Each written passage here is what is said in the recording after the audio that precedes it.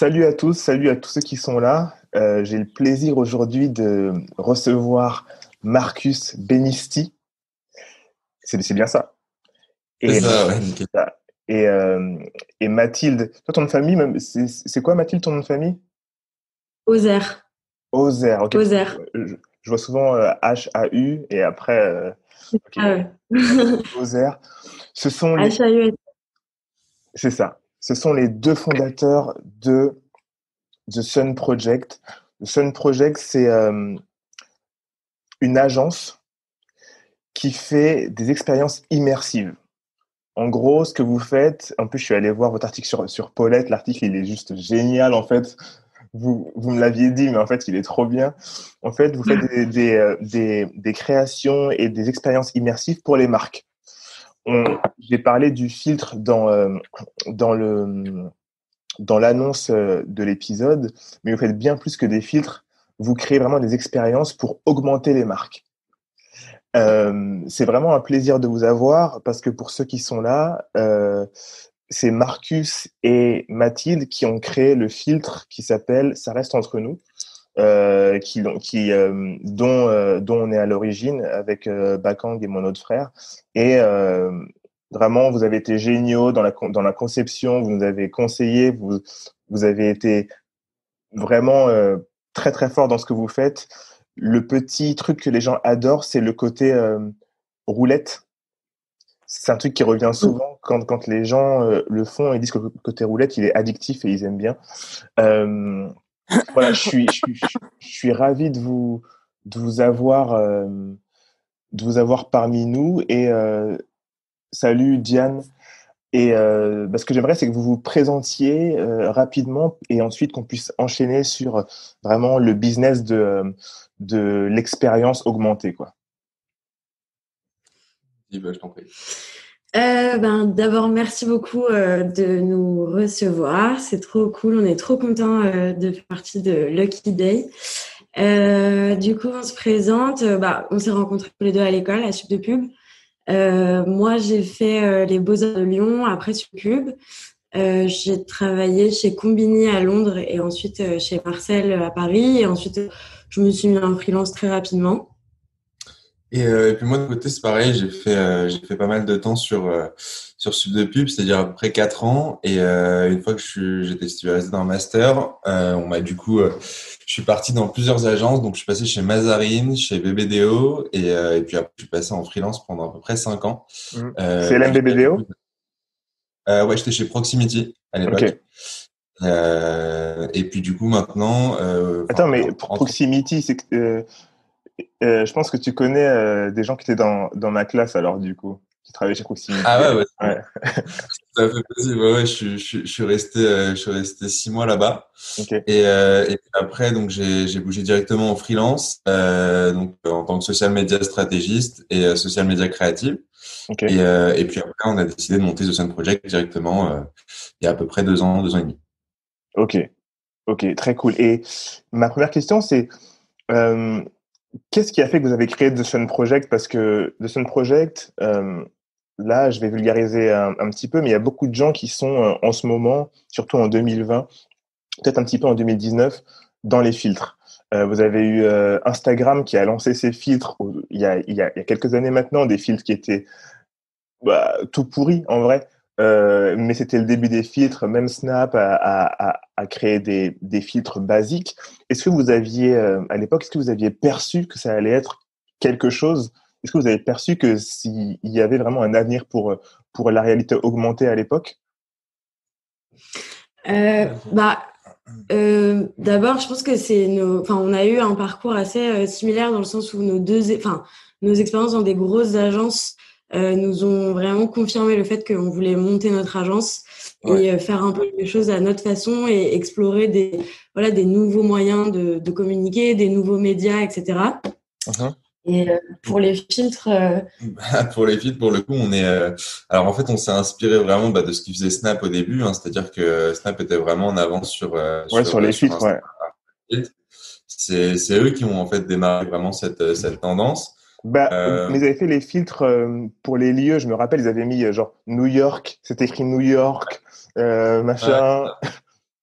Bah ça c'est vraiment la genèse des filtres un peu. Hein. C'est ce qu'on appelle d'ailleurs un filtre parce que il y a plusieurs manières d'appeler des filtres. Mais aujourd'hui il y a le filtre donc qui est vraiment juste un espèce de layer qu'on met sur l'écran et maintenant en fait il y a tout ce qu'on appelle les lens qui est donc vraiment la partie augmentée. Mm.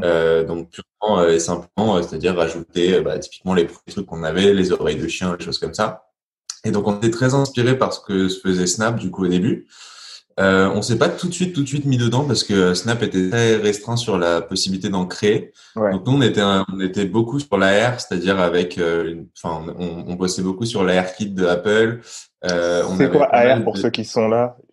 AR, ça signifie Alors c'est quoi? réalité augmentée, mais en anglais ça fait Augmented Reality. Ok. On va beaucoup employer ce terme, je pense. Ouais, ok. Alors Ok. maintenant l'AR pour tout le monde c'est Augmented Reality. Et c'est différent de la réalité virtuelle. Désolée si je peux me Vas-y, Donc, vas-y. la réalité, juste comme ça, au moins les gens ne seront pas trop perdus. Donc, la réalité augmentée, c'est ce qu'on fait à travers les filtres, c'est-à-dire ça ne coupe pas totalement de la réalité, contrairement à la réalité virtuelle qui se fait à travers un casque. Ouais. Donc ça, c'est deux choses différentes. Donc la réalité augmentée, c'est plus ce qu'il y a à travers des téléphones ou des tablettes ou des ordis. Et la réalité virtuelle, c'est ce qui se fait à travers un casque qui nous coupe complètement de la réalité. Voilà. D'accord. Au moins, c'est... Et puis donc du coup on était intéressé par ce que faisait Snap, mais avait beaucoup fermé en fait toute la partie création pour que ce soit des indépendants ou des personnes externes. Mhm. Et en fait on commençait à déployer un espèce de programme pour faire en sorte que des créateurs du monde entier puissent commencer à un petit peu explorer un peu leur plateforme. Ok. Et en fait s'en est suivi par Facebook, Facebook donc qui est aujourd'hui Instagram et a donc lancé sa plateforme de création de réalité, enfin, d'expérience en réalité augmentée qui s'appelle Spark AR Studio Mhm. et sur laquelle on a tout de suite pu, c'est des plateformes qui sont gratuites, hein, on a tout de suite pu rentrer dessus et commencer à explorer et à créer des expériences qui étaient dans un premier temps assez basiques et Mhm. qui au fur et à mesure, avec quelques skills en plus, nous ont permis d'aller un peu plus loin sur de la création. Ok. Ouais, ce qui a vraiment, franchement, au début, on est arrivé un peu par hasard. C'est vrai qu'on a vu que C'est ce que Facebook j'ai demandé lançait en fait. Ouais, c'est ce que c'est genre comment vous avez réussi vous à créer votre premier filtre parce que là, moi moi aujourd'hui, je me dis j'ai vu que vous offriez des formations gratuites à la création de filtres, mais euh, comment vous êtes formé? Parce que voilà, en agence de com, moi j'étais chez Havas, etc., machin, on nous apprend pas à être technique comme ça, tu vois. Et en plus, comme c'est une nouvelle technologie, comment vous êtes formé, vous, au tout début? Euh, je Vas-y, commence. vas-y. On est arrivé un peu par hasard. C'est vrai que on a vu deux trois trucs qui nous ont mis dans la piste, deux trois personnes qui commençaient à faire des filtres. Euh, Bonjour Gilberte, est-ce que vous pouvez couper votre vidéo? Voilà, voilà, parfait. Donc on a vu deux trois personnes qui commençaient à faire des filtres. Ouais, Voilà, donc on s'est dit ah oui, donc en fait c'est possible, donc c'est ouvert, donc ça doit être machin. ouais. Et du coup, on s'est renseigné pour rentrer dans cette bêta. Et puis du coup, en fait, ce qui a été hyper intéressant, c'est que en gros, Désolée, en fait c'est ma mère, donc je lui envoie un texto pour. Ah, ok, Voilà. ok. Elle est Oui. trop fière. Donc voilà, je reprends, j'étais un peu déconcentrée. Donc en fait, voilà, on a vu que c'était ouvert, on a vu que c'était possible, donc on est rentré dans la bêta de Spark et de Facebook. Et à l'époque, du coup, comme il y avait très peu de monde, il y avait pas beaucoup de tutos et tout, donc c'était un peu, on a un peu bricolé. Et c'est vrai qu'on a découvert un nouveau monde, une nouvelle communauté de créateurs, un nouveau média. Hyper créatif et surtout ouvert en fait. C'est ça qui était marrant, c'est qu'ils ont, C'était open ils ont source, c'est vraiment ça? ouvert la technologie. Ok. Pardon?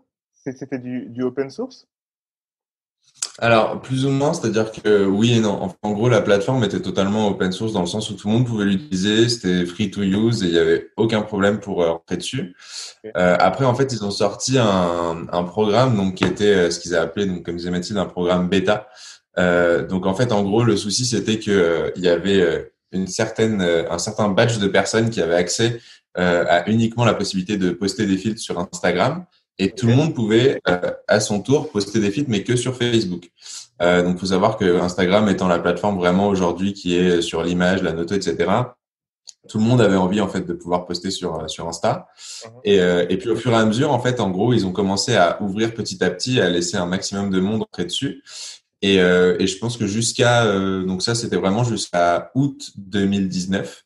Ouais. Et donc en fait, jusqu'à août 2019, il y avait à peu près une dizaine de personnes par pays qui étaient donc sélectionnées pour entrer dessus, et dont nous on faisait partie à l'époque. D'accord. Et on est rentré sur la bêta, ouais, c'est ça, en mars-avril. Et en fait, donc, comment on a commencé, donc, vraiment à tâter, etc., à bien comprendre comment ça fonctionnait. C'est-à-dire qu'il y avait une très grosse communauté, à l'époque de créateurs, donc toujours un peu, hein. Mais il y avait une énorme entraide. Ouais, déjà à l'époque, il y avait beaucoup de gens dessus. Enfin, à l'époque, on était, je sais plus, je crois, à peu près 10 ou 15 000 à le faire. Et c'est vrai qu'aujourd'hui, on est à peu près 400 000 créateurs. Enfin, en tout cas, sur ce créneau-là. Bon, après, il y a différentes skills et différents niveaux en fonction des créateurs en eux-mêmes. Mais pour le coup, c'est vrai qu'on se trouvait avec des gens qui étaient déjà super gentils, et il y avait vraiment une entraide, un collectif qui s'est créé. Et puis voilà, quoi. Et au fur et à mesure, ça s'est fait. Nous, on a commencé à tâtonner un peu la plateforme, parce que c'est vrai que ça reste de la 3D mélangée à de la réalité augmentée, mélangée à une espèce de Photoshop augmenté. Et puis après, on est rentré sur ce créneau-là. On a beaucoup passé de temps à comprendre, à chercher à comprendre notamment comment fonctionnaient toutes les petites particularités de la plateforme. Et au fur et à mesure, on a réussi à en faire un levier. Ok. Et à quel moment vous êtes dit on va créer The Sun Project, et surtout, c'était quoi votre vision pour The Sun Project? Parce que j'ai vu, on en a parlé avant, que vous aviez un côté qui était très engagé. Et j'aimerais bien que vous expliquiez ça un petit peu aux gens qui nous écoutent. Du coup, c'est un peu ce que je te disais au début. On a eu plusieurs expériences dans des grosses agences, etc., même à l'école et tout. Et en fait, au fur et à mesure de nos expériences, on s'est tous les deux dit, mais en fait, on a trop envie de continuer à faire ce métier, mais pas du tout de cette façon-là. Ouais. On sentait que voilà, il y avait un peu une nouvelle façon de le faire, une nouvelle façon de voir les agences, une nouvelle façon de voir le rôle qu'elles ont, de voir le rôle que ont les entreprises et les marques dans la société. C'est-à-dire que nous, on est parti du principe que aujourd'hui, une marque ou une entreprise ne peut plus être un simple acteur commercial. C'est une entité qui fait partie de la société à part entière, et ça doit devenir une entité culturelle, une entité qui est vecteur de lien social, une entité qui est engagée, qui prend des positions, parce que leur voix est très importante. Leur prise de parole est très importante. Elles ont beaucoup d'influence dans la société, les marques. Et il y a même une étude de Havas, je crois, qui s'appelait Meaningful Brands, qui disait que pour 54% des gens dans le monde, les marques avaient plus de poids que les partis politiques, que les gouvernements. Ouais. Et donc ça, voilà. Donc partant de ce constat-là, on se dit mais on peut plus non plus faire de la com comme avant. On doit faire de la com qui a du sens. On doit les aider à propager des messages qui ont plus de sens. Et aussi parce que les consommateurs, du coup, ne sont plus que des porte-monnaies. C'est des citoyens, des gens engagés. C'est des gens qui sont intelligents, qui réfléchissent par eux-mêmes. C'était Wingly qui disait dans votre dernier podcast un truc que je trouvais très intéressant, que les gens sont pas dupes. Enfin, il faut considérer que les consommateurs sont intelligents en fait. Et donc à partir de ces constats-là, nous on a eu envie de monter notre agence pour faire de la com dans ce sens-là, avec une vision plus globale, qui a eu un peu plus de sens, et surtout qui allait explorer justement des nouveaux moyens de faire. Et même en interne, au niveau de l'organisation de l'agence, etc. On avait envie d'explorer tout ça. Puis surtout, c'est vrai que quand tu sors d'agence, la première chose qui te vient à l'idée, c'est vraiment de te dire, alors de toute façon, il n'y a pas 36 solutions. C'est soit je me mets en freelance de mon côté, je fais mes choses, soit j'essaye de vraiment trouver une agence qui fit vraiment parfaitement avec mes ambitions, ma vision, etc.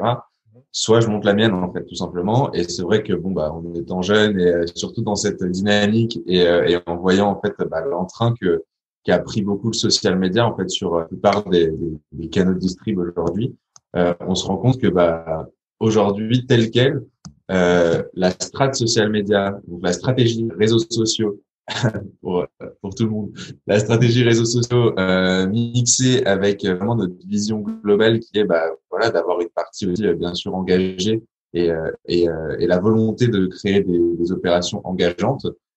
C'était, on va dire, la bonne solution, en tout cas à l'époque, sur la création de ce projet. Ouais, ouais. C'est aujourd'hui ce qui vous différencie quand vous avez créé votre société, votre agence. Est-ce que ce positionnement-là vous a différencié parce que vous êtes, d'une première part, vous êtes spécialisé dans la réalité augmentée, dans l'expérience augmentée, on va dire. Et est-ce que déjà, il n'y en avait pas énormément à l'époque de votre création qui faisait ça. Et est-ce que c'est un avantage d'être engagé en plus? Est-ce que vous avez ce double avantage-là? Parce que vous avez les skills, mais est-ce que le fait d'être spécialisé dans les créations augmentées, dans l'expérience augmentée, plus le fait d'être engagé vous différencie pour choper des clients, par exemple? C'est clair que en fait on est parti aussi du constat que il y avait un énorme changement dans les médias, dans l'espace média. Enfin, tout est en train de se transformer, tout est en train de devenir expérientiel. Du coup, c'est pour ça qu'on avait vraiment aussi envie de se positionner sur ça, sur les expériences, sur la création de liens avec les consommateurs, etc.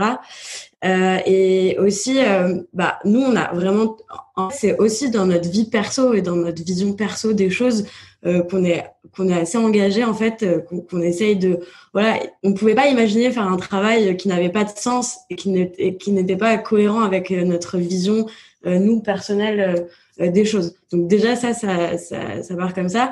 Et ensuite évidemment que c'est plus intéressant pour les marques de travailler pas que sur je sais pas juste faire un filtre avec son logo au-dessus de sa tête et c'est tout, mais de créer une activation un peu plus approfondie pour diffuser un message qui a du sens, qui est un peu engagé, qui est qualitatif, qui pousse un peu à la réflexion, à l'action. Ça, c'est quelque chose qu'on offre à ses consommateurs qui est beaucoup plus qualitatif et utile que juste un filtre avec un logo qui est un peu inutile.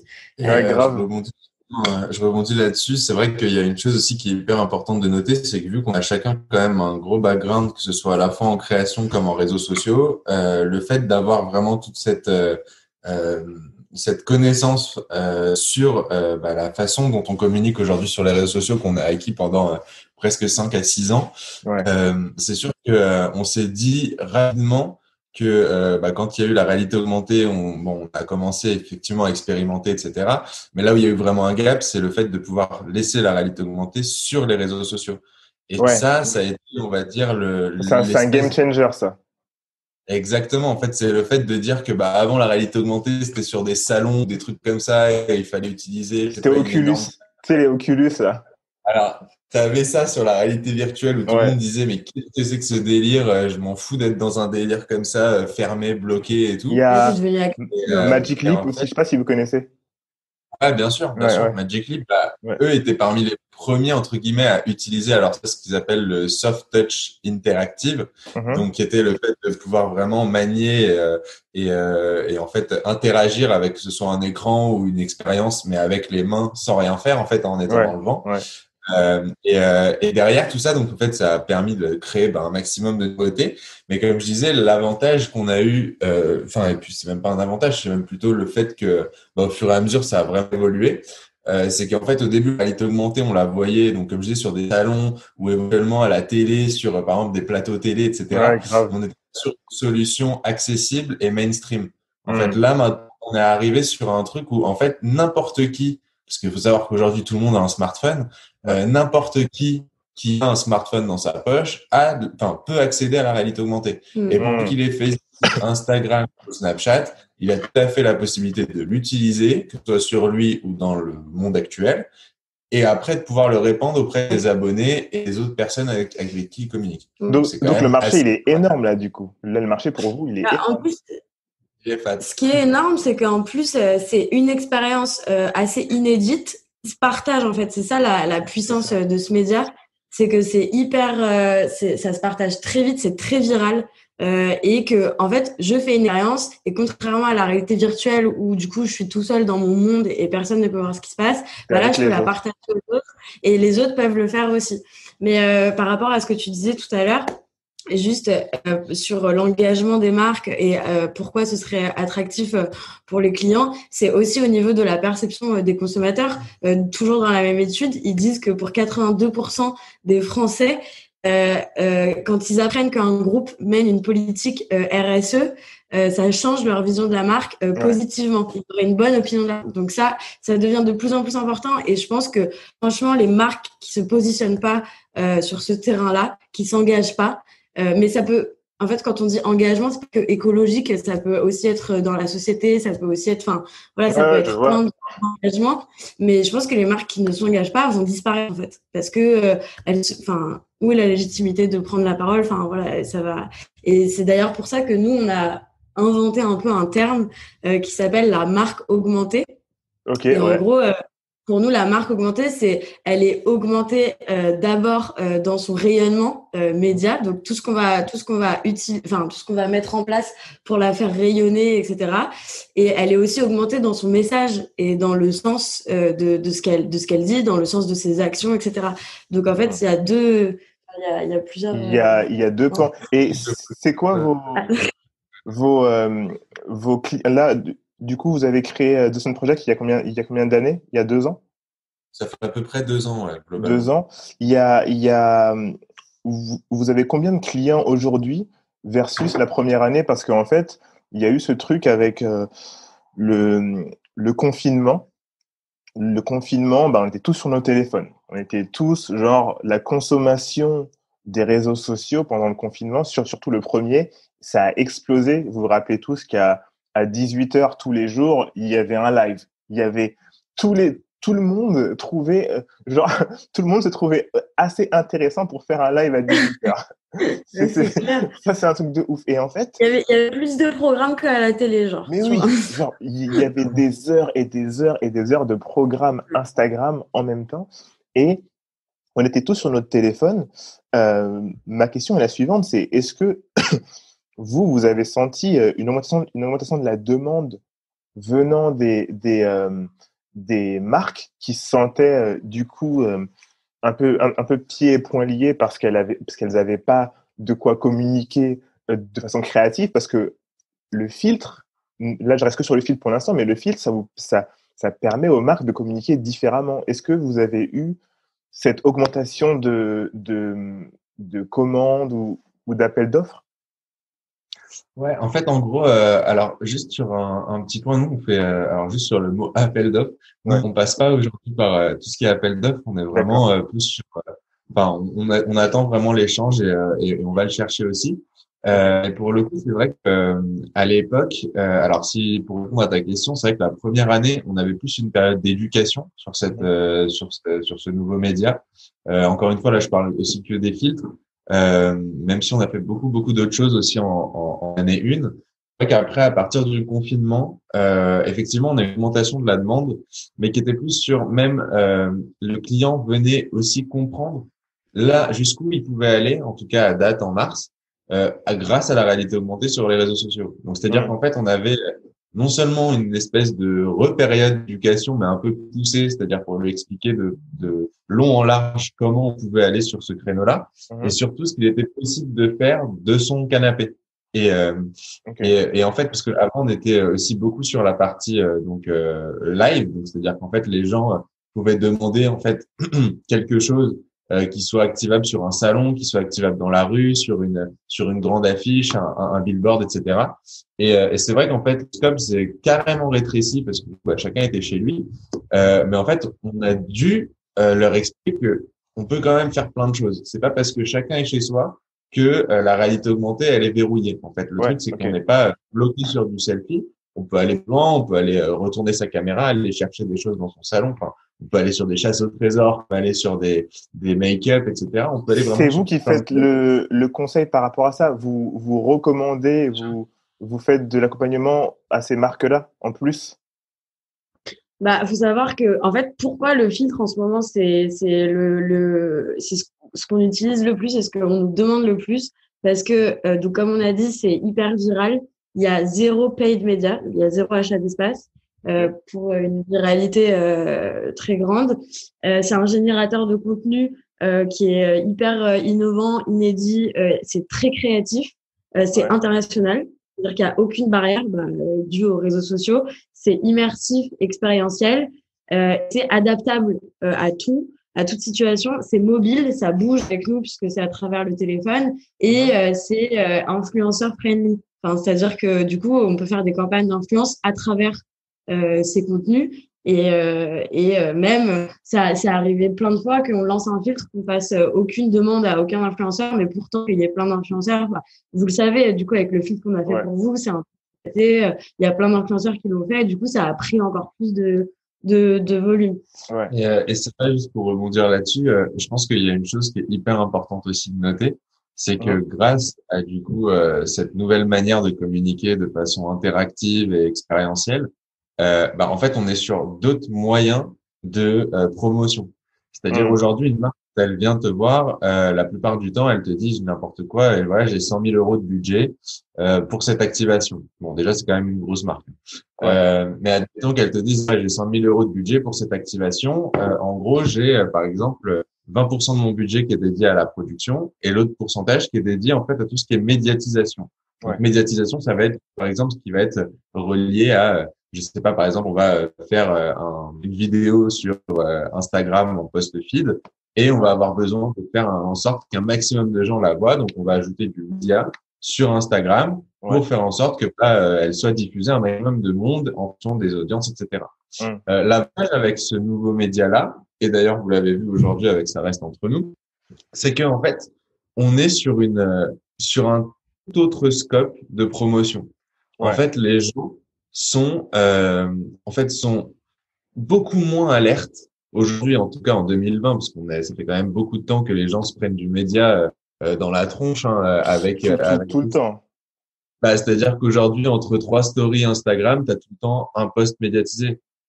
Sur ton feed, quand tu vas scroller, tous les 4 posts, tu tombes sur un post médiatisé, ce qui est quand même énorme, sans parler de YouTube qui t'envoie du pré-roll à la volée toutes les 10 minutes en fonction de ta vidéo médiatisée, etc. Enfin bref. Et après, du coup, il propose quand même de t'abonner pour pouvoir ne plus avoir de pré-roll, etc. Mais bon, c'est ça. C'est qu'il faut payer. Bien sûr. Alors, il faut payer. Donc, ça veut dire que du coup, on demande à l'utilisateur de payer. Mais là où c'est donc hyper intéressant sur la partie vraiment médiatisation, c'est qu'aujourd'hui, l'achat d'espace média, il est plus du tout au cœur de la stratégie. En fait, maintenant, vu que c'est l'expérience et la relation qui est tout à fait en avant, en fait, il faut vraiment qu'on arrive à comprendre qu'aujourd'hui, si tu veux pousser une expérience immersive, que ce soit sur Instagram ou ailleurs, mais on va prendre l'exemple d'Instagram, en fait, ça va se passer sur un autre média qui est l'influence. Voilà, je vais pas apprendre aux gens ce qu'est l'influence. On a tous compris ce que c'est aujourd'hui. Mais l'influence, en fait, par exemple, demain, tu as 80% de médias dans ton budget global. Si tu vas le mettre uniquement sur de l'influence et que tu vas le coupler avec une expérience immersive type filtre Instagram ou activation globale, en fait, l'avantage, c'est que tu vas capitaliser sur une cible et une audience qui est déjà tout à fait ouverte à, par exemple, une personne qui va prendre la parole pour vous. Oui, en fait, c'est beaucoup plus simple, en fait, de les toucher. Alors, c'est plus simple et surtout, c'est plus fluide et ça paraît tout à fait natif. C'est-à-dire que pour peu que la marque adhère intégralement ou pas spécialement totalement à la personne qui va prendre la parole pour elle, en fait, on se retrouve dans une espèce de boucle où la marque, en fait, va être comme une espèce de push pour que l'influenceur puisse devenir le prescripteur et après pousser l'expérience. Et c'est comme ça qu'on a vu que aujourd'hui, sur la plupart des expériences immersives type filtre Instagram qui explosent, c'est grâce à ce média-là qui est l'influence. Et du coup, après, tu te retrouves peut-être avec 5% de ton budget média parce que ça fait toujours plaisir aux clients que ta story, elle puisse tourner en boucle sur pas mal de temps. Mais aujourd'hui, les résultats sont absolument pas les mêmes, que ce soit avec de l'influence couplée avec un filtre versus du média couplé à une story qui montre un filtre. C'est plus sympa aussi, c'est beaucoup moins violent, c'est moins intrusif pour les consommateurs. C'est eux qui décident s'ils veulent faire partie de l'expérience ou pas. C'est aussi un truc de les mettre dans une espèce d'action, un truc ludique, sympathique. Voilà, nous, c'est pour ça aussi que on fait pas que des filtres, on fait aussi Ouais. beaucoup d'activation Voilà, bah, digitale. c'est ce à quoi on va arriver. Qu'est-ce que vous faites d'autre? Mais du coup, on n'a pas répondu à ta première question. Est-ce qu'on a eu plus de clients ou pas? La Oui. réponse c'est oui par rapport à l'année 1 de création de Sunobject. Là, je sais pas sur combien de budget, enfin, de combien de clients on est en ce Bon, moment. en vrai, Une dizaine. ça tourne entre de 10 à 20 et puis c'est assez, enfin, en fait, on a souvent beaucoup de nouvelles demandes et après, on a la possibilité et la chance en fait de pouvoir accompagner des clients avec qui ça s'est très bien passé. Franchement, aujourd'hui, je pense que Ouais, la mais plupart sont très satisfaits. Et du coup, et en fait, on a toute cette particularité de pouvoir bosser avec eux sur le long terme et de les accompagner sur leurs prochaines expériences. ouais, Ah, c'est heureusement, cool ça a ça. été exponentiel Ouais, vraiment. et du coup, Et alors, Et typiquement, d'autres expériences créatives, ouais, c'est ça que je voulais. ouais, d'autres expériences créatives, d'autres. En fait, ce que vous proposez en plus du filtre, parce que le filtre, c'est un truc, comme vous proposez des formations pour en faire, quelle sera votre valeur ajoutée euh, ensuite, quoi?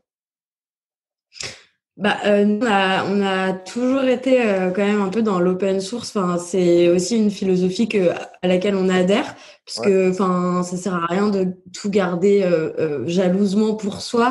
On est plus dans la diffusion de nos skills, de notre savoir. Ça ne changera pas grand-chose pour nous, parce que du coup, ça nous fait passer aussi à un autre niveau d'experts qui peuvent du coup apprendre aux autres. ouais. Et c'est pas grave si tout le monde sait faire des chiffres, on fera jamais tous la même chose. Donc voilà. Et on préfère voilà peut-être dans le partage, dans l'ouverture que l'inverse. Et donc effectivement, nous c'est vrai que par rapport à d'autres studios de création qui font que des filtres, par exemple en ce moment. Ouais. Nous, on fait plus du conseil en concept d'activation, en création d'activation digitale. On crée pas mal de concepts pour des marques. Évidemment, enfin, souvent ça inclut un filtre, mais il est inclus dans une idée globale et c'est pas que autour d'un filtre.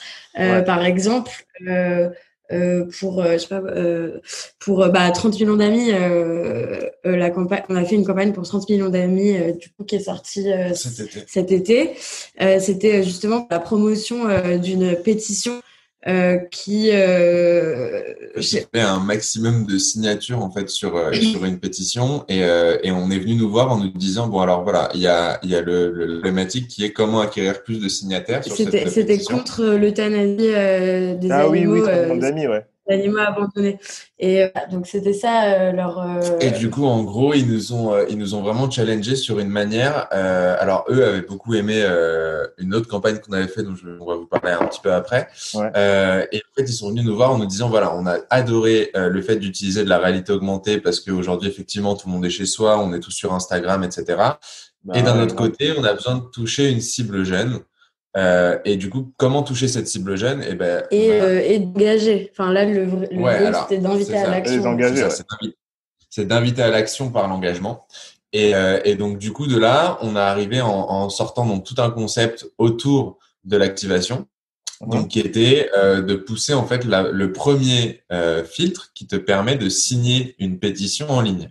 Ouais, Et donc tout ça, ça fonctionnait par le biais d'un hashtag. Donc en fait, le hashtag qui était non à l'abandon. Et donc en gros, ok. en incluant ce hashtag sur le fil, donc ça c'est une opération qui est sortie à la fois sur Snapchat comme sur Instagram. Ok. Et en fait, en poussant cette opération-là par le biais d'un filtre, ça nous a permis en fait que chaque personne qui allait utiliser le filtre allait pouvoir être un signataire de la pétition parce qu'il y aurait un hashtag inclus dedans. Et donc en fait, hop, attends, on a une fenêtre d'erreur. Hop. Et donc, du coup, en gros, à partir de ce moment-là, on a poussé l'opération dans le sens où il fallait qu'il y ait un maximum de monde qui puisse utiliser le filtre. Là, on n'était pas sur de l'impression parce qu'il fallait qu'on ait de l'utilisation. Ouais, Sur c'est le ça. filtre, en fait, Ouais. on pouvait Et donc, signer comme on signerait une pétition.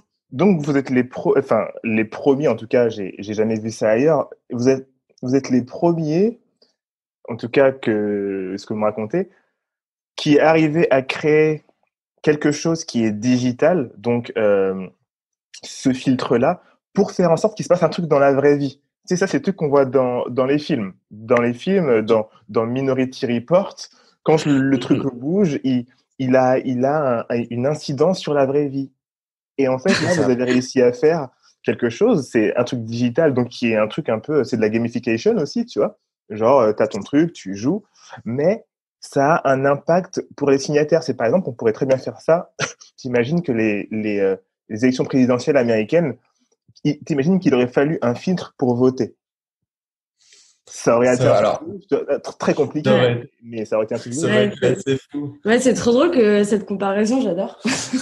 Alors, en fait, ça aurait été assez fou, mais alors, faut quand même nuancer un peu les propos aussi. C'est-à-dire qu'aujourd'hui, effectivement, on a des nouveaux moyens pour engager. Nous, notre challenge quotidien, c'est de trouver vraiment une manière de, par le digital, essayer de réaliser des actions en réel, donc qu'il y ait du résultat réel.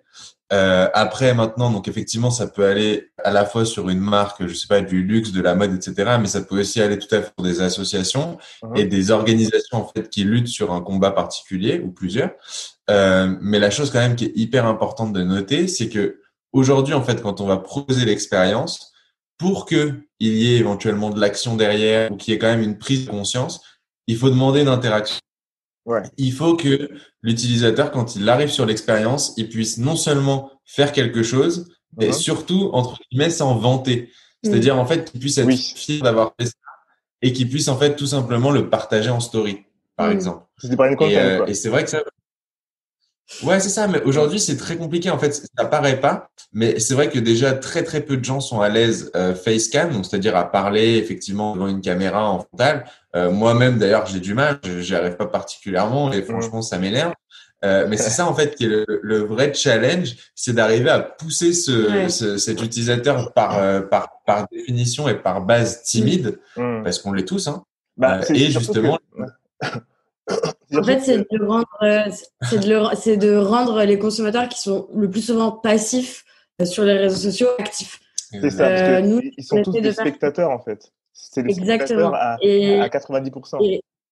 Exactement. Et dans chacune de nos actives qui ont le mieux marché, c'était à chaque fois, on essayait de les rendre acteurs de l'activation eux-mêmes. Ouais. C'est ce qui s'est passé pour 30 millions d'amis. C'était quoi qu'est-ce que c'était les chiffres de 30 millions d'amis? 30 millions d'amis. J'ai plus les chiffres en tête, mais je crois qu'on était à peu près, 200 000 signatures en plus. Enfin, ça fait quand même. 30 millions d'amis, ça a eu un gros impact. Et c'était aussi notre idée pour notre activation Thank You Cam qu'on a fait pendant le confinement. C'était vraiment l'idée que les gens deviennent acteurs de ce mouvement et de créer un mouvement, en fait. Ouais, vous créez des mouvements, en fait. C'est ça, à chaque fois, à chaque création, le fait que les gens participent, les gens qui sont passifs en général participent, ça crée un mouvement parce que le but, c'est de rendre le truc viral. Et exactement, il y a toujours ce côté positif. C'est important aussi, pas que dans les filtres. Enfin, nous, c'est vraiment notre philosophie. Tu l'as très bien dit. En général, dans toutes les campagnes qu'on va faire, dans toutes les activations qu'on va faire, pour nous, c'est vraiment l'avenir de la communication. C'est-à-dire que chaque campagne rende les gens actifs, même en les faisant réfléchir, même en leur faisant réaliser quelque chose. C'est pas forcément en leur faisant faire une action, mais voilà, les interpelle et crée un mouvement. Pour nous, les campagnes, c'est plus des mouvements maintenant que de la pub. Il a peur que je renverse les... Est-ce que vous créez vous dites aux marques, OK, on va créer un mouvement parce qu'en gros, la marque, elle vient vous voir. Je vais pas nous prendre comme exemple, mais imaginons, voilà, pour le podcast, imaginons, je viens vous voir, je vous dis, ouais, j'aimerais bien que vous me créez un filtre. Là, je viens un truc le plus basique. Et c'est vous qui allez me dire, ouais, mais le filtre, c'est la base. Qu'est-ce que tu veux dire? Quel message tu veux faire passer pour que ça soit beaucoup plus que cette expérience-là? Et ensuite, c'est en plusieurs questions dans une question, mais et ensuite, est-ce que vous proposez en plus du filtre autre chose aux gens? Genre, par exemple, vous commencez par le filtre, pour les réseaux sociaux. Mais après, est-ce que vous proposez des expériences, je sais pas, en magasin? La dernière fois, Marcus, tu m'as montré ta carte Pokémon augmentée. Est-ce que si je vais après en magasin, je flash un QR code et un truc qui peut apparaître dans la vraie vie? Est-ce que vous êtes dans ce type de création-là quand on part d'un filtre? Ouais, carrément. Bah, en fait, il faut savoir que ce que tu dis là, en fait, c'est typiquement un discours qu'on reçoit très souvent des clients. C'est-à-dire Hum, que on nous voit souvent effectivement par le biais d'opérations qu'on a faites. Donc, les plus ouais. virales entre guillemets sont généralement reliées au filtre. Mhm, Et en fait, on a souvent ce type de demande. Nous aujourd'hui, en tel, comme je te disais tout à l'heure, on se base vraiment sur la méthode d'action. Donc, ouais. c'est-à-dire en fait, pour rendre l'action concrète et réelle, il faut vraiment partir du concept. C'est-à-dire, si Hum, on part du média, donc qui va être aujourd'hui le filtre, en fait, tu vas tourner autour du pot. C'est-à-dire qu'en fait, tu vas te poser la question beaucoup de fois, comment je vais pouvoir faire en sorte d'intégrer le truc au milieu? Alors hum, que si tu pars du concept global, en fait, ça va te permettre d'avoir une vision beaucoup plus large et ouverte sur là où tu veux amener, donc que ce soit tes utilisateurs ou ton client. Parce ouais. qu'au final, ton client, lui, ce qu'il va vouloir, ça va être de l'expérientiel. Donc, Hum, l'expérientiel, quoi qu'il arrive, nous, c'est notre terrain d'action. Après, si tu vas aller plus loin, donc dans la recherche de concepts, c'est là où tu vas pouvoir vraiment trouver une utilité et notamment une manière bien plus pertinente d'arriver sur le terrain du filtre. Donc après, aujourd'hui, ça peut être du filtre parce que effectivement, tu as souvent des contraintes, entre guillemets, liées à ton brief qui sont utiliser de l'AR. ouais. Aujourd'hui, utiliser de l'AR, faire du viral et avoir de l'engagement, bon, effectivement, c'est souvent lié au filtre. Hum. Euh, Après, on a Mais plein est-ce de qu'un dispositifs. filtre, excuse-moi, mais est-ce que la création d'un filtre rapporte de l'argent à ces marques-là? Tu vois, parce que là, on a parlé d'un truc qui avait un Alors, réel impact, 30 millions alors, on y d'euros. arrive. On y arrive. Alors, rapporte de l'argent, c'est-à-dire qu'aujourd'hui, une chose à bien noter et à La enlever brand awareness, quoi. alors voilà, de toutes les questions que se posent les gens, aujourd'hui, personne n'est payé par les plateformes, que ce soit Facebook, Instagram ou Snapchat, parce qu'il fait des filtres. Hum. Voilà. Donc ça, déjà, je sais que c'est une Ah question qui oui, vient oui. très souvent. Personne n'est payé par les plateformes. Aujourd'hui, les plateformes, c'est vraiment une manière comme une autre d'arriver à tes fins en utilisant du coup ce type d'expérience. Mais alors, pour répondre à ta question, là où c'est hyper intéressant, c'est-à-dire que quand les gens, donc quand les marques viennent te voir et que tu leur proposes donc un dispositif avec un filtre et que derrière il y a toute une expérience liée à l'influence, donc en Ouais. fait tout ce budget média va basculer sur l'influence. En fait, ce que tu vas gagner, bien sûr, c'est en notoriété, bien sûr, c'est en image, mais pour aller encore plus loin, c'est en earned media. Et le earned media, c'est quelque chose qui aujourd'hui est vraiment le fer de lance. C'est-à-dire aujourd'hui, on veut dépenser le moins pour toucher le plus. Ouais. C'est Parce que a c'est très toujours cher été Facebook vraiment. maintenant, hein. Alors déjà, ça coûte un pain, il faut se le dire. Hum, Mais au-delà de ça, en plus, plus tu vas spécifier tes demandes, plus ça va être compliqué d'aller chercher vraiment ton prospect parfait. hum. Et encore pire, d'aller chercher de la conversion, parce que tu peux utiliser des pixels sur Facebook et des liens traqués ou tout ce que tu veux. La plupart du temps, il y a forcément un truc qui tique dans ton tunnel de conversion et tout ce Ouais. que tu as mis en place, ça saute. Ouais. Mais si tant bien que mal, donc ce que je disais, ouais, voilà, c'est ça, c'est quand même hyper intéressant sur la partie earned media. Parce qu'en fait, en faisant tout ça, euh, il faut noter que on va pas s'amuser à reproduire en fait des concepts qui existent déjà. On Ouais. peut le faire, mais c'est pas spécialement intéressant. Pourquoi? Parce qu'en fait, le earned media, ça correspond en fait à tout ce que tu aurais pu dépenser pour arriver à acquérir cette viralité. Et Ouais. donc, en fait, par exemple, aujourd'hui, tu vas faire un filtre, tu vas faire un concept autour et tu vas vraiment déployer ça avec l'influence. Là où Mhm. tu vas récupérer quelque chose d'incroyable, en fait, ça va être sur toutes les retombées que tu vas récupérer. Hum. Que ce soit des retombées d'influenceurs comme des retombées de magazines, parce qu'aujourd'hui, il y en a plein. Ça me fait penser notamment, par exemple, à une activation qu'on a faite avec Marine Serre, la créatrice de mode. On a eu donc la possibilité de travailler avec elle sur un filtre super bien fait entre guillemets sur la partie création Ouais. et En complément de son défilé de voilà, la dernière Fashion Week, justement. c'est ça. En fait, on a accompagné avec cette expérience AR et l'avantage en fait c'est qu'on a eu beaucoup de retombées et les retombées là c'est des retombées qui sont quand même assez exponentielles, c'est-à-dire que ça peut être une simple retombée d'un petit magazine local qui dit ah là là j'adore ce que fait cette créatrice, j'ai vu ça, Ouais. mais c'est allé jusqu'à Vogue US qui a fait des articles sur ce filtre-là et qui a poussé en fait l'opération vraiment dans ses retranchements, allant Mhm. chercher encore plus de journalistes, d'influenceurs, et du coup ça a relancé la machine. Et ça en fait ça fait augmenter ton budget de earned media, ce qui fait qu'en fait pour un budget minime de création et de production de concept et de filtres, en fait, tu te retrouves avec un maximum de retombées et un budget qui est complètement obsolète à la base et qui devient maximisé. Et pourquoi ça a eu autant de succès? Juste, c'est aussi parce que ça a permis, enfin, dans ce contexte de confinement qui était un peu particulier au moment de la Fashion Week, ça a permis aussi de prolonger l'expérience du filet, l'immersion qu'elle avait créée. Du coup, elle avait fait une vidéo, enfin, ils avaient fait une vidéo immersive pour présenter le défilé. Et du coup, le filtre, ça a permis de continuer cette expérience-là. Et du coup, c'est pour ça que ça a eu autant de succès, parce que ça a ouvert aussi à plein d'utilisateurs d'Instagram qui n'avaient pas pu voir le défilé ou tu vois, qui n'étaient pas vraiment inclus là-dedans. Bah voilà, ça a un peu ouvert ce truc à eux. Donc, chacun s'est senti un peu inclus, chacun a pu essayer des accessoires, des tenues, etc. Et c'était vraiment une bonne idée. Et comme on disait tout à l'heure, à partir du moment où on part du constat qu'on ne prend pas les utilisateurs pour des gens pas intelligents, pour des cons, voilà. Et on peut pas leur donner du contenu trop simple et trop juste, genre achetez mon produit, voilà, je vous fais un filtre avec mon logo, soyez contents. Non, maintenant on a une espèce d'exigence qualitative au niveau du contenu que les marques vont diffuser. Et ça, c'est ça aussi qui va rendre la qualité du lien entre le consommateur et sa marque élevée. Et plus la qualité de ce lien est élevée, plus la marque sera en top of mind et plus ce sera bénéfique pour eux. Donc, c'est ça aussi. Très, très intéressant. J'ai juste une question.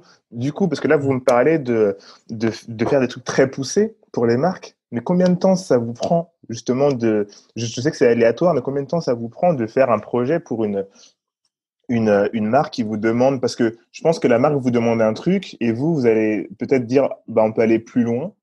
Mais combien de temps ça vous prend et comment vous faites est-ce que vous arrivez à scaler ce que vous faites, c'est-à-dire est-ce que vous arrivez à prendre genre 20 clients en même temps ou pour l'instant votre équipe, comme c'est pas automatisé, ou alors est-ce que c'est automatisé, mais est-ce que vous arrivez à prendre, si jamais il y a 30 clients qui viennent vous voir d'un coup et qui vous disent voilà, moi je veux comme le truc de Paco Rabanne que vous avez fait ou comme le truc de Ça reste entre nous, vous arrivez à vous en sortir ou pas en termes de temps passé, de livraison?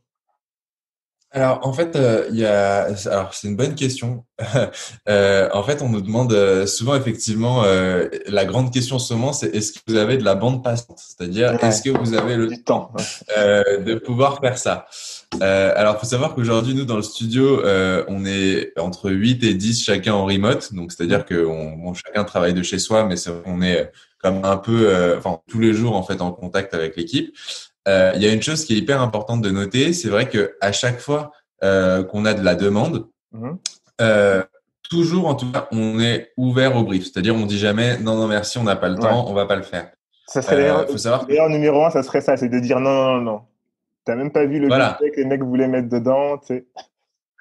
Mais c'est même plus une question vraiment de budget, c'est vraiment une question de faisabilité et de savoir déjà aussi si ça rentre dans nos convictions. C'est-à-dire que la chose qu'on peut faire de fond, donc c'est-à-dire effectivement de créer du concept créatif avec de l'expérience immersive, ça, c'est en fait le fer de lance. C'est-à-dire que en gros, c'est comme ça que nous, on se différencie. Donc quand on parle de timing passé, on va dire de A à Z, donc que ce soit de la conception, de la création, de la production et de la diffusion, la plupart du temps, on nous demande des briefs pour hier. C'est-à-dire, voilà, j'ai besoin de ça en 3 jours.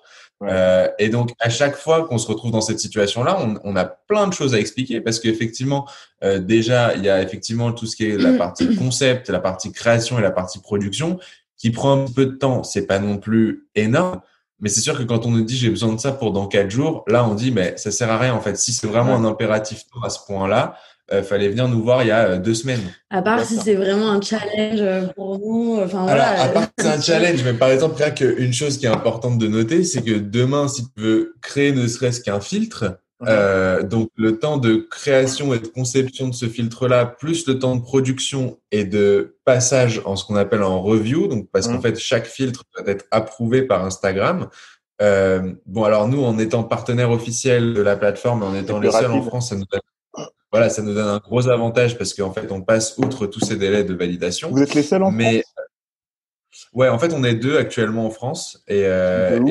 et ouais, c'est Bravo. ouf. En fait, Ouais, merci. merci. En fait, c'est tombé il y a 3 4 mois et ouais, donc en fait, en gros, on est les seuls sur l'AR avec une autre agence sur Facebook et Instagram. Ok. On passe normalement bientôt aussi partenaire Snapchat, mais vraiment sur la partie Insta, ouais, ça nous donne vraiment un plus sur la partie validation. Mhm. Et du coup, en fait, même par ce biais-là, donc en fait, c'est pas hyper intéressant d'arriver avec quelque chose dont on a besoin dans 2 ou 3 jours. Mhm. Vraiment pour vraiment résumer un petit peu ça, de concept à production et fabrication plus validation, la plupart du temps, on est aux alentours de 2 semaines. Ce qui est pas énorme non plus, mais on peut récupérer 4, 5, 6 budgets d'un coup, ça nous dérange pas. Le plus important, c'est vraiment que ça fit avec ce qu'on a envie de faire et surtout que ça puisse être poussé de façon signifiante. Oui, Là, oui, par voilà. exemple, on Ouais. a fait, comme tu disais, l'opération avec Paco Rabanne qui est Coraben, ouais. sortie après. Là-dessus, on était sur un délai de production de fabrication qui était assez court aussi. Là où ce qui est vraiment très fort et ce qu'on est très content, c'est qu'on a réussi vraiment à pousser le fait que aujourd'hui le média devient de l'influence, donc de basculer près de 80 à 90% de son budget média sur l'influence. Mhm. Et aujourd'hui, on se trouve avec une campagne qui est disponible dans 11 pays, qui va durer sur 4 semaines et où il y a plus de 90 influenceurs. Donc en fait, là où on va vraiment voir les résultats, bien sûr, ce sera plus ou moins à la fin de cette campagne, mais on Mhm. commence déjà à le voir. Et en fait, bah, le fait d'avoir tous ces porte-paroles en fait de marques qui utilisent ta création et qui en même temps balancent à leur audience le fait Mhm. que alors en gros, pour résumer rapidement le concept, on a ouvert le fait de laisser une chaîne de vœux. Donc, ça s'appelle Paco Wishes. Et Mhm. en fait, on a ouvert une chaîne de vœux sur le compte Paco Rabanne par l'intermédiaire d'un filtre où les gens, en fait, peuvent tout simplement envoyer leurs vœux à leurs proches parce que chacun est chez soi et personne ne peut se voir. Et du coup, la chaîne va repartager, donc, enfin, le compte Paco Rabanne va repartager sur sa story chaque fois qu'il y a un nouveau vœu. Un nouveau vœu d'un Et influenceur. donc, non, alors, d'un influenceur dans un premier temps, et Ouais. par la Et suite, après les normalement, autres. devrait Il faut, laisser il faut bien ouvrir. des influenceurs pour ouvrir la voie, sinon Bien sûr. on a bien vu que sinon ça prend pas, surtout pour Paco Rabanne qui peut se permettre d'avoir des influenceurs en plus, et pour une campagne internationale comme celle-là, c'était important. Et après, on est sûr que, enfin là, c'est en train de prendre, on a déjà beaucoup d'utilisation, et l'intérêt de cette chaîne de vœux ouverte pendant tout le mois de décembre, c'était d'en avoir un maximum. Du coup, les Bien influenceurs, sûr. c'était bien utile. Et voilà, c'était une EP hyper good vibes. On s'est dit, les gens, ils ont besoin d'envoyer du love, de se faire du bien, etc. Du coup, ouais, on est hyper content d'avoir fait ça avec Paco Rabanne. Mhm. J'ai une question.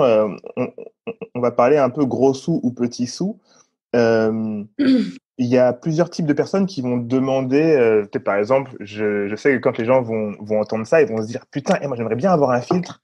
Ah, moi j'aimerais bien avoir un filtre aussi, moi j'aimerais bien en faire un pour ma marque, pour ma chocolaterie ou pour ma marque de iPhone cases ou pour ma petite boulangerie.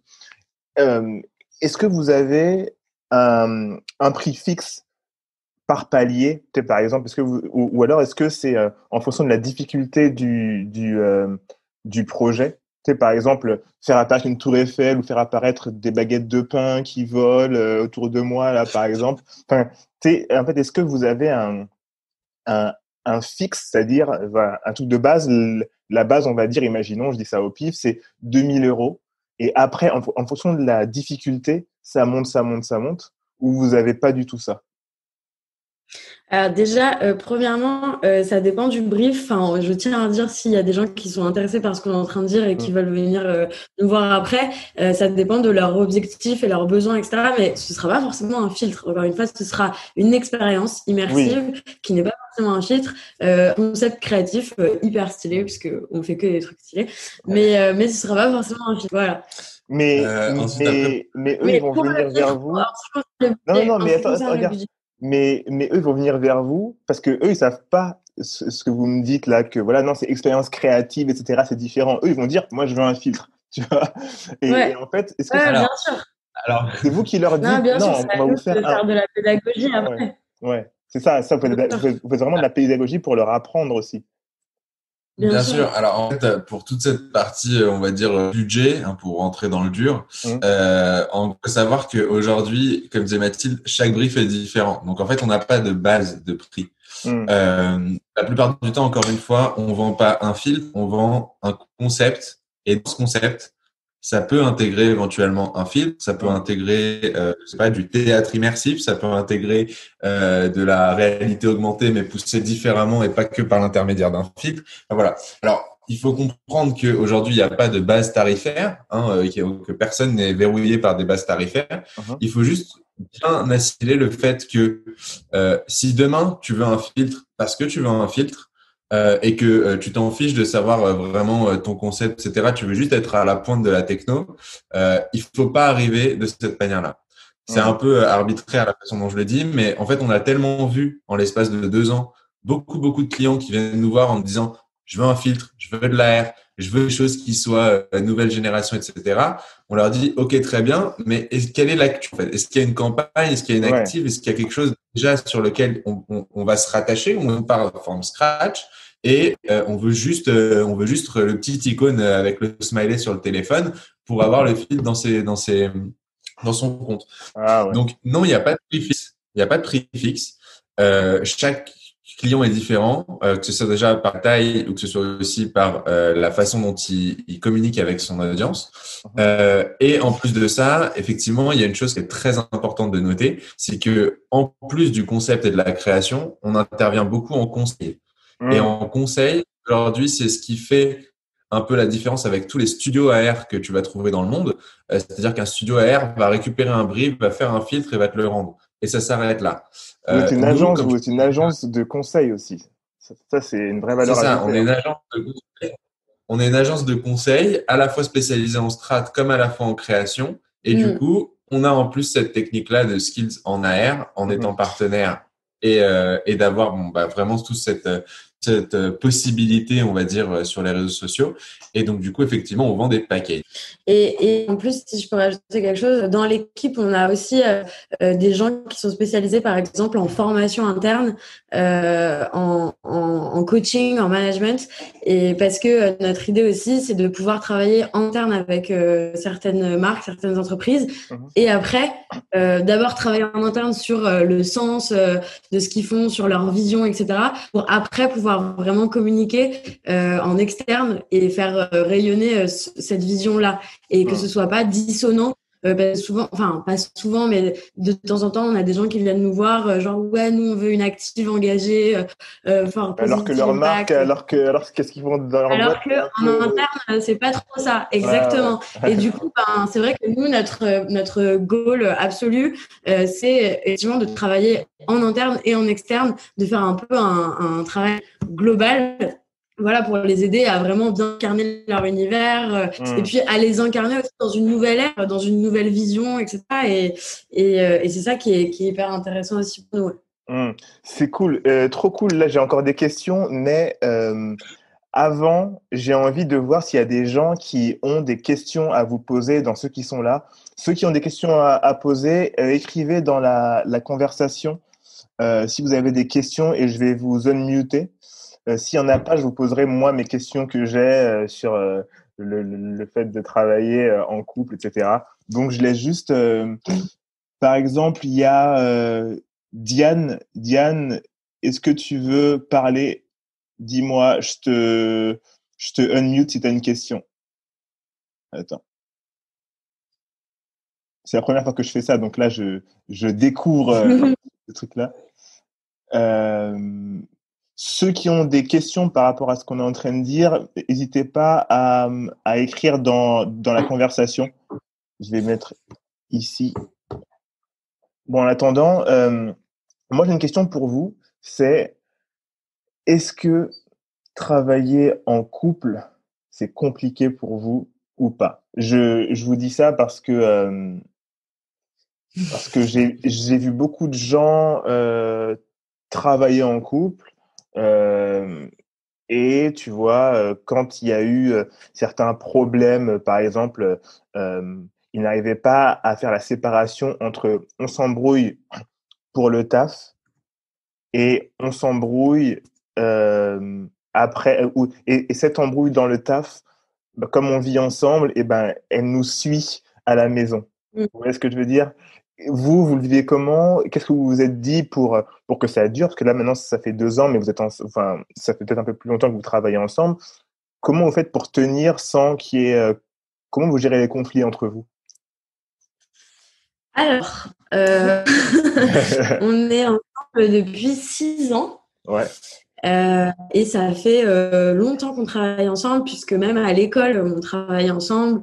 Même D'accord. quand on était en freelance, on formait un duo social media DA. Donc ça fait longtemps qu'on a ce truc d'aimer travailler ensemble. On est très complémentaires. On est complètement opposés et donc très très complémentaires. C'est pour ça que ça marche bien. Dans le travail, ouais. Mais et aussi on a vraiment une passion commune qui est celle de la com, celle de la créativité, celle de l'innovation, du digital, etc. Et on a aussi une vision commune, que ce soit perso ou dans le travail. Et du coup, c'est vrai que ça nous drive beaucoup dans nos décisions, dans nos envies, etc. Après, évidemment qu'il faut mettre en place des choses pour contrebalancer. Par exemple, en plus avec le confinement, le fait d'habiter ensemble, de travailler ensemble, etc. Bah, l'un C'est sur vrai que l'autre. nous, par exemple, exactement. Et des fois, en fait, pour pas que parler de taf et que être dans le taf tout le temps, parce que comme c'est une passion, on se rend même plus compte qu'en fait, on parle que de ça. Et ben, on s'oblige à avoir vraiment des moments de couple où on parle pas de taf, où on fait voilà des trucs qu'un couple ferait qui ne travaille pas ensemble. Et c'est vrai que c'est des trucs qu'on s'est un peu obligé à mettre pour un peu créer une balance. Mais en vrai, pour l'instant, en tout cas, ça se passe hyper bien. On n'a pas encore expérimenté de gros problèmes. Voilà. Et puis, je pense que c'est important aussi de bien noter le fait que quand tu es aligné sur la partie pro, donc c'est vraiment le fait de dire, comme The Massive, c'est vrai qu'on est vraiment sur une passion commune. Encore une fois, là, je sors un peu de l'univers des filtres. Hein, je parle vraiment de façon globale, que ce soit vraiment la passion par la création, la création même de valeur ajoutée, que ce soit à la fois pour des marques ou pour autrui, ou etc. Le fait d'être aligné en fait sur ce plan-là, ça permet de fluidifier en fait les échanges et de plus ou moins un peu de bien connaître l'autre et de savoir un peu vers là où il veut aller, où elle veut aller, et donc du coup d'avoir vraiment on va dire un champ des possibles à chaque fois. Et c'est pour ça que c'est plutôt assez cool de bosser en couple en tout cas. Okay. Ouais, on est vraiment drivé par cette vision commune d'engagement aussi, d'engagement d'exploration de comment on pourrait voilà, la com n'est pas forcément le diable, les agences de pub ne sont pas des gros diables qui font juste le mal et qui poussent à la consommation. Et notre idée commune, c'est comment justement avoir un impact positif, comment on disait tout à l'heure, créer des mouvements, réinventer un peu tout ça. Et c'est ça, en fait, je pense, même dans la vie au quotidien. Même si on faisait pas de com, on ferait un truc en rapport avec tout ça. Je vois. Et on est tous les deux entrepreneurs aussi. Pardon, excuse-moi. On est tous les deux, je pense, entrepreneurs dans l'âme. Et ça nous a un peu aidés aussi. Ça fait super plaisir. Ouais, il y a des questions. Je pense qu'il y a des timides parce qu'ils veulent pas les dire à l'oral. Du coup, ils l'ont mis à l'écrit. Mais c'est cool. Il y a, par exemple, Diane qui demande, vous avez parlé d'un article sur Vogue US concernant la percée des filtres. Quels sont vos rapports avec les agences concurrentes hors France et comment voyez-vous l'évolution de l'activité dans 3 à 5 ans? Alors, je vois la question en même temps, je la relis. Okay. Alors, en gros, il faut savoir qu'aujourd'hui, pour la partie des agences concurrentes, aujourd'hui, donc dans le programme dont on est partenaire avec Facebook et Instagram, faut savoir qu'on est une centaine d'agences qui sont donc agences et entrepreneurs, enfin comme on dit freelance, créateurs de leur côté. Et donc en fait, on est tous très potes. Alors voilà, ça c'est une chose dans ce milieu-là qui est assez incroyable, c'est vraiment la fraternité. C'est-à-dire que nous, alors bon, petit aparté rapide, quand on a vraiment commencé à rentrer dans ce milieu de façon vraiment très, très, très professionnelle et à se dire que ça ferait vraiment un de nos fers de lance, on est allé à Londres. Donc, on a été invité par Facebook à Londres pour un hackathon. Ouais. Donc, un hackathon qui représentait en fait les 100 meilleures agences et créatifs du monde entier sur la partie réalité augmentée. Et en fait, du coup, c'est retrouvé nez à nez avec toutes ces personnes-là, avec qui on parlait depuis déjà un an et demi sur Facebook, dans des groupes, etc. Et en fait, en se rencontrant, on s'est dit, de toute façon, avec Mathilde dans le train, on se disait, en fait, il y a deux options. C'est soit tout le monde est vraiment en mode dans son petit coin, etc. Ouais, Et du en coup, mode, est hyper fluide, comparé à ce qu'il est sur Facebook. Donc, ces fameux lurkers, comme on les appelle.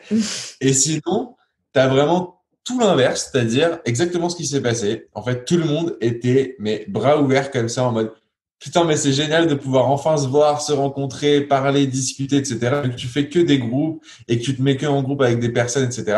C'était vraiment une des plus belles expériences qu'on a pu faire de façon professionnelle. Ouais. Et la chose qui nous a vraiment marqué, effectivement, c'est le fait de se dire que pendant ce type d'expérience-là, en fait, tes concurrents, ça devient des inspirations.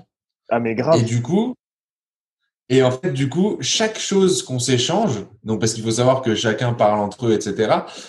Tu vois, bon, après, c'est sûr que quand, par exemple, demain, tu vas sortir une campagne pour un client et que je sais pas, 2 ou 3 semaines après, enfin, 2 ou 3 mois après, t'as un de tes concurrents, donc, qui est censé être au moins ton ami et qui fait une autre campagne pour ce client. En fait, il y a pas du tout d'embrouille. C'est-à-dire que chacun a ses skills.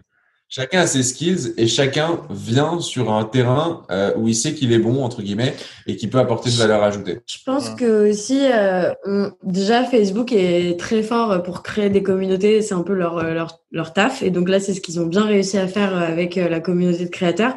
Je pense que aussi, on a tous été dans ce bateau, entre guillemets, depuis le début. On a tous un peu connu les premiers jours de ça. On a tous tâtonné. Enfin, voilà, c'est quand même un truc qui a grandi avec nous, ensemble. Et du coup, vraiment, ça a créé des liens forts. Après, en ce moment, il y a des agences qui arrivent sur le marché qui n'ont pas connu les premiers jours de Spark, qui arrivent juste maintenant, parce qu'ils voient l'opportunité du business, et c'est OK. Après, nous, je t'avoue qu'on se sent pas hyper en concurrence avec les studios qui font que des filtres, encore une fois, parce que nous, on se sent plus être agence. Et du coup, on n'est pas, agence conseil, ouais. Et du coup, on n'est pas vraiment, voilà, on se sent pas en danger. On se dit, c'est pas notre expertise de faire que du filtre ultra technique et tout. Donc d'autres choses.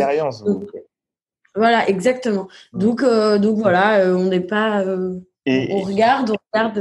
Et du coup, à la question, et comment voyez-vous l'évolution de l'activité dans 3-5 ans? Moi, je vais rebondir sur cette question-là, à laquelle vous pourrez répondre. C'est, moi, j'ai la vision très start-up du truc.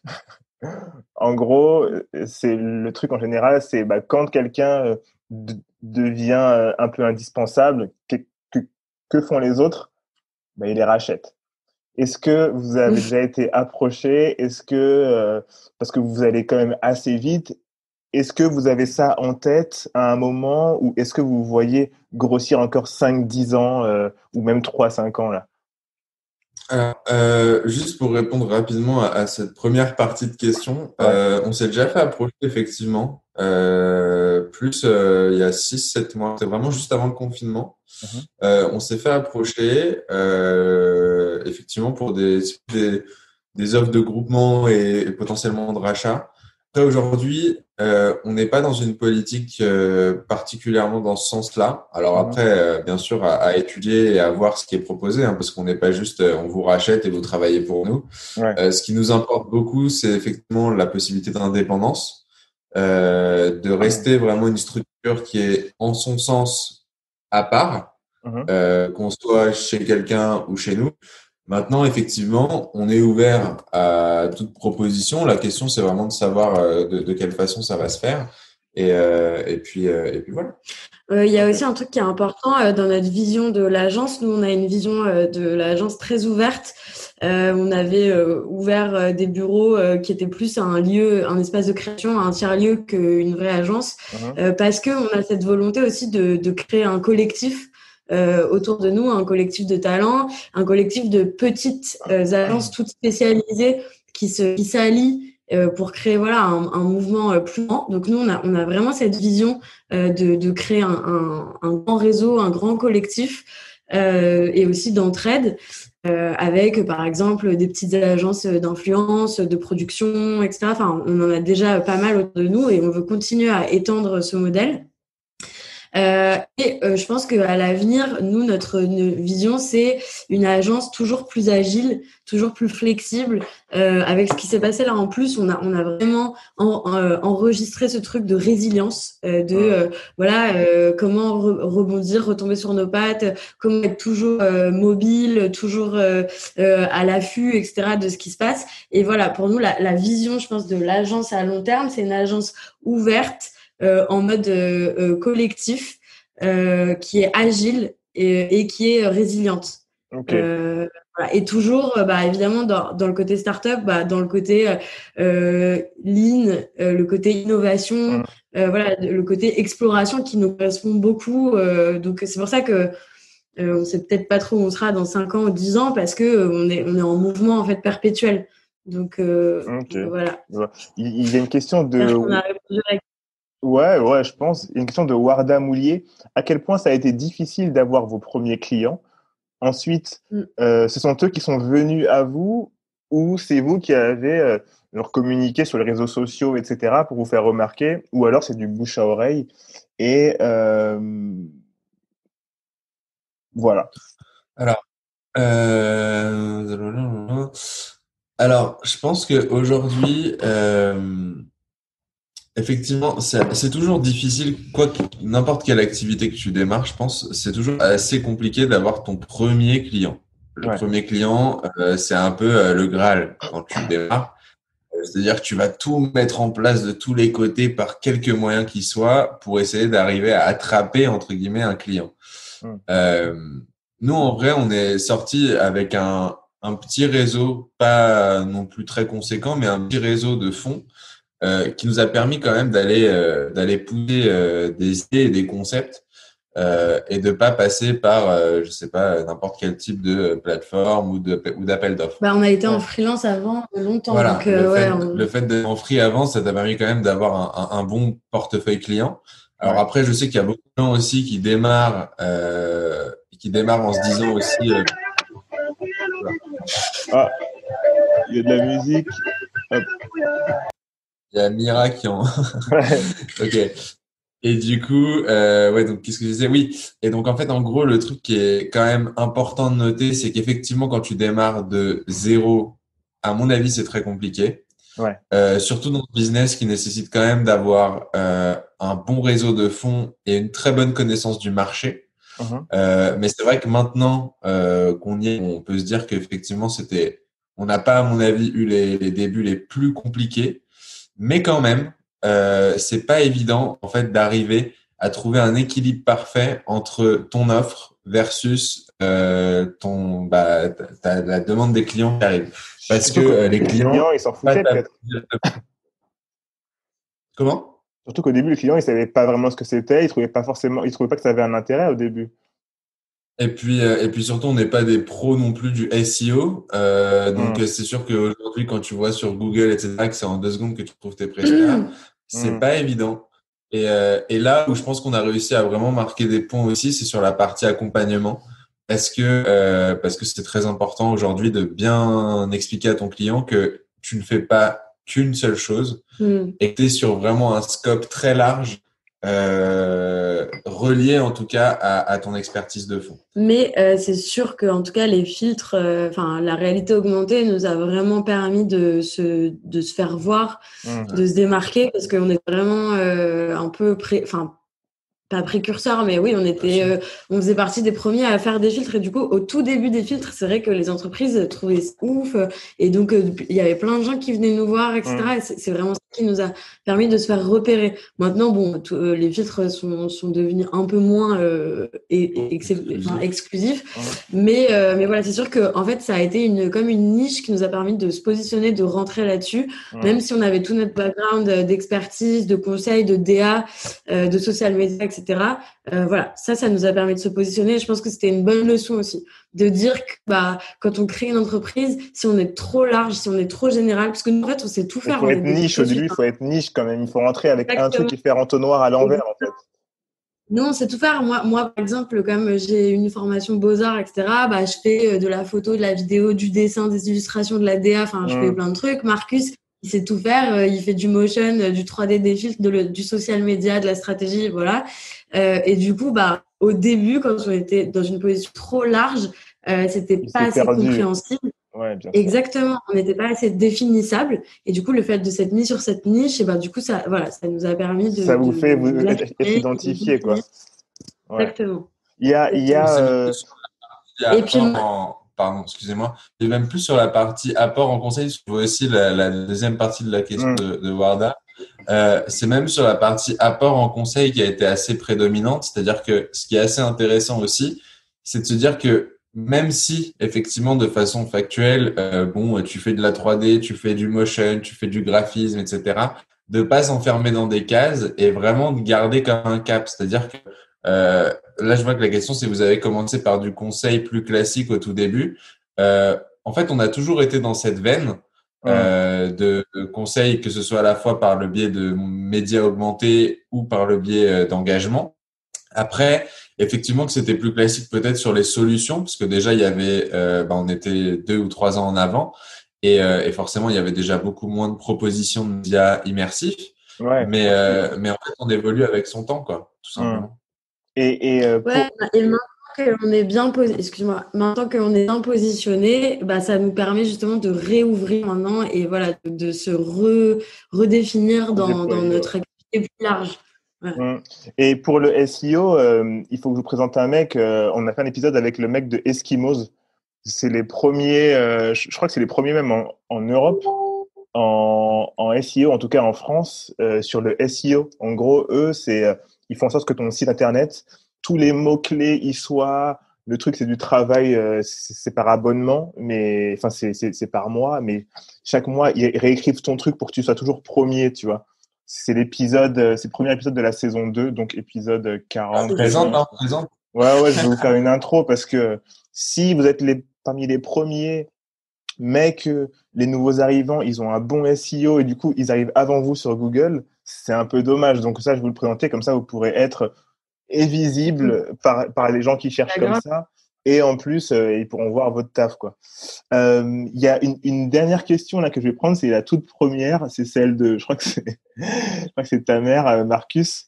Mais en gros, c'est quel concours vous avez gagné, quelle récompense vous avez eu? C'est une très bonne question en plus parce que on en avait parlé. Est-ce que vous pouvez un peu expliquer aux gens les récompenses que vous avez eues et ce à quoi ça vous sert aussi pour choper de nouveaux clients? Ouais, alors en gros, effectivement, on a eu. Alors en fait, on a une campagne qui a très bien marché, donc qui était tout à fait pro bono. On n'avait pas du tout d'annonceur là-dessus. On en a parlé un petit peu pendant le podcast. En gros, pour faire très rapide, c'est une opération qu'on a montée avec 150 créateurs internationaux. Donc, on a lancé un peu un message un peu à la volée sur le groupe des créateurs en mars. Ouais. Le premier jour du confinement où tout le monde était chez soi, avec Mathilde, on s'est regardé, on avait des clients, etc. On n'était pas à jour. Et on s'est dit, bon, je pense que là, on a quand même un rôle à jouer parce que on est effectivement sur une techno qui est tout à fait nouvelle génération, qui est complètement dans l'air du temps avec ce qui est en train de se passer et qui peut avoir du pouvoir et de la force. Et surtout, on voulait absolument pas rester inactif voilà, dans là. C'est un peu notre essence de dire si tu fais rien, tu t'embêtes. C'est-à-dire que jeu vidéo, pas jeu vidéo, série ou pas série, il faut quelque chose. Oui, non, mais aussi au niveau de la prise de parole de Sun Project. Enfin, on cherchait vraiment un moyen de se rendre utile par nos propres, avec nos outils. Ouais, voilà. Et donc, du coup, en fait, avec 150 créateurs, on a monté un groupe sur Facebook qui était de se dire, en fait, donc dans ce message, on expliquait, en gros, voilà, on est tous des créateurs de réalité augmentée. On peut tous apporter un soutien de façon unitaire aux personnes qui travaillent pendant le Covid, qui sont toujours en première ligne. Et du coup, en fait, on a monté donc une opération qui s'appelait Thank You Cam, qui est donc la première opération, enfin le premier filtre co-créé avec plus de 100 créateurs internationaux. Et donc en fait, ce qui s'est passé, c'est qu'on a décidé de monter bon, alors je te passe les détails de comment ça a été fait, etc. Parce que c'était assez laborieux et long, parce qu'il y a 150 personnes de partout dans le monde. Je te raconte pas comment c'est un peu compliqué à faire, mais on a réussi. Et donc en fait, ce qui s'est passé, c'est qu'on a sorti ce film traduit en plus de 25 langues dans je sais pas combien de pays. Et le premier jour, en fait, a eu 3 millions d'impressions. Donc en fait, on a vraiment par hasard entre guillemets explosé les scores. On a eu des gros relais par le biais de médias hyper influents, etc. On a eu des médias comme l'AdBible, qui est un truc qui a combien de millions d'abonnés. Enfin bref, on a eu vraiment des gros apports en énergie et en influence. l'AdBible a fait partie des créateurs. Enfin, ils ont eux-mêmes créé aussi leur filtre qu'ils ont posté. Voilà, ils ont fait partie du projet. Mais c'était pas par hasard. Enfin, les 3 millions, c'était aussi parce que, genre, toute cette idée était faite pour qu'il y ait un maximum d'impressions possible. Le fait de le traduire en 25 langues, le fait de utiliser les créateurs de filtres pour propager eux-mêmes le même filtre qui allait avoir des répercussions, etc., partout dans le monde. Tout a été un peu pensé pour qu'il y ait un maximum de relais, un maximum d'impact. Et qu'il n'y ait surtout pas une seule personne, en fait, qui récupère. Enfin, c'était pas du tout l'idée de se dire, il y a que nous qui allons poster ce filtre-là et que tout le monde va arriver sur notre compte. L'idée, c'était vraiment de propager la news et de faire en sorte que tout le monde puisse le voir et la voir. D'utiliser le réseau des créateurs et du coup, on a été donc sélectionné pour les Lovie Awards, qui est donc un concours Europe les Lovie Awards. Les Lovie Awards. En fait, je sais pas, la plupart des gens connaissent les Webby Awards. C'est un peu la petite sœur version Europe. D'ailleurs, à mon avis, on sera aussi au Webby cette année-là. Et on a donc récupéré donc un bronze et un People Lovie Award sur cette opération. Là, on a récupéré une shortlist aussi aux Epica Awards dans la catégorie Mobile Campaigns. Et puis voilà, en vrai, on est très content de ce qui se passe, notamment autour de cette opération, parce que c'est vraiment quelque chose qui est tombé pile entre guillemets sur le naming, les personnes influentes entre guillemets qui se sont mises dessus, et en même temps les créateurs qui ont pu avec nous partir sur un projet commun. Et aussi moi, ce que j'adore dans cette OP, c'est que ça résume en fait tout ce qu'on trouve important dans les expériences immersives, c'est-à-dire la viralité que tu as eu en peu de temps. Le côté expérientiel, c'est-à-dire on a rendu les gens un peu acteurs de ce mouvement parce qu'on les a fait parler devant la cam en leur demandant de dire merci, etc. Donc on les a rendus vraiment acteurs, porte-parole. Et puis le côté impact positif. Le côté, le fait qu'on l'a fait en collectif, qu'on l'a fait avec plusieurs créateurs, etc. Donc donc ça a résumé pas mal de choses qui sont importantes pour nous. Trop bien. Une toute dernière question, il nous reste 5 minutes. C'est pour vous, du coup, tu y as répondu juste là, Mathilde, en partie, mais qu'est-ce qu'il faut absolument pour rendre un filtre viral? Parce que il y a la création que vous faites aussi de l'accompagnement, etc. Mais quels sont les conseils que vous pouvez donner aux gens qui vont venir vous voir et qui vont vous dire oui, je voudrais un filtre? Qu'est-ce que vous allez leur dire pour qu'est-ce qu'ils doivent mettre en place pour faire en sorte que le filtre, il cartonne, quoi? Vas-y. Ok. Alors, je pense qu'aujourd'hui, la première chose à penser, comme on disait, effectivement, c'est de partir d'un concept global pour que ce soit cohérent, en fait, au vu des abonnés et des utilisateurs d'Insta. Au-delà de tout ça, je pense qu'une chose qui est très importante à ne pas omettre, c'est donc, alors, je vais appeler ça ton plan média. Mais c'est comme on a compris, c'est pas du média à rajouter de l'argent sur Facebook et sur Insta. C'est en fait le plan de promo, c'est-à-dire ton plan influence en fait, tout simplement. Comment tu vas répandre la nouvelle. On l'a vu et je vais prendre le meilleur use case qu'on a là ces derniers temps qui était avec vous. Là où c'est hyper intéressant, c'est que en fait, une fois que ton filtre il est créé, etc., et que tu as le concept qui est plus ou moins engageant, Alors, bien sûr, après, à faire attention de ce que tu demandes. Faut pas en demander trop, faut pas en demander pas assez. Faut vraiment être technique sur ce que tu décides de demander. Une fois que tu as tout ça et que tu sais qu'en fait, il y a du potentiel sur ton filtre, que t'es pas genre juste, par exemple, alors je vais reprendre un use case et je tape absolument pas sur les autres, mais je sais que je vois très souvent des filtres roulettes où tu as genre je suis le produit qui n'apporte pas particulièrement un truc spécial sur le concept, etc., qui est vraiment un truc basique de chez basique. Et on a souvent des demandes comme ça d'ailleurs, bref. Et ben en fait, le truc c'est que quand tu es sûr de ça, il faut que derrière tu déploies un dispositif influence assez conséquent, mais en même temps où tu es sûr que ça peut avoir une bonne cohérence avec ton activation, ton concept. Et une fois que tu as plus ou moins ces deux éléments-là, après c'est entre guillemets la magie d'Instagram qui va fonctionner. Et donc après, il faut être un tout petit peu plus réactif sur tout ce que tu vois passer, sur tout ce qui va être posté, parce que toi, de ton côté, il faut que tu repostes, il va falloir que tu en parles, il va falloir que tu fasses de la retombée. Et une fois que tu as tous plus ou moins ces petits éléments qui sont mixés entre eux, et ben normalement, tu devrais arriver à pouvoir pousser un concept qui est viral et qui arrive à se déployer le plus loin possible. Après, bien sûr, tu as toujours des bonnes surprises, tu as aussi de temps en temps des mauvaises surprises. Mais la plupart du temps, en tout cas avec ce média à date, on est vraiment sur des choses qui comme je disais tout à l'heure sur la partie earned media, des choses auxquelles on ne s'attend pas. On met une petite alerte Google avec le nom de sa marque et dès que ça tombe, on le sait directement et on sait que ça fonctionne. Ok, très cool. Alors, où est-ce qu'on peut vous retrouver pour finir? Il me faut votre Instagram, votre site, et vous avez Twitter ou pas? Alors, on n'a pas encore Twitter parce que en vrai, il y a déjà tellement de trucs sur lesquels on est. En vrai, d'ailleurs, on va pas tarder à se le faire le Twitter parce qu'on nous demande pas mal. Alors, sur Insta, c'est _ donc tiré du bas The Sun Project. Sur Facebook, c'est The Sun Project. Vous pouvez pas nous louper. Et vos Insta perso? Alors, nos Insta perso, moi, c'est tiré du bas. J'aime beaucoup les tirés du bas. Tiré du bas. Cusmar, Cusmar, donc Marcus dans l'autre sens, et tiré du bas à la fin. Et Mathilde? Moi, c'est Mathilde Ose, Haus, tout attaché. Voilà. Et notre site internet, c'est thesunproject.fr. Est-ce que tu peux le redire encore une fois? thesunproject.fr. Ok, cool. Alors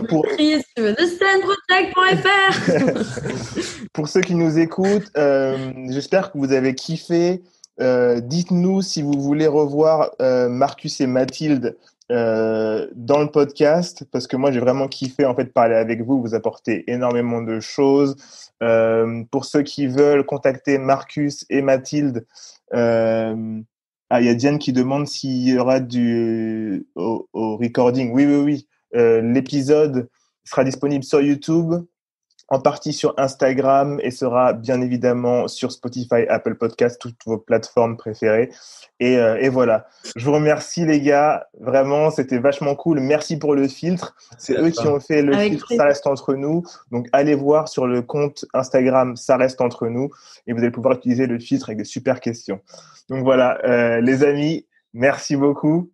Et je vous dis à plus tard. Merci à toi. Merci à toi. Merci à tous. Ciao. Au revoir.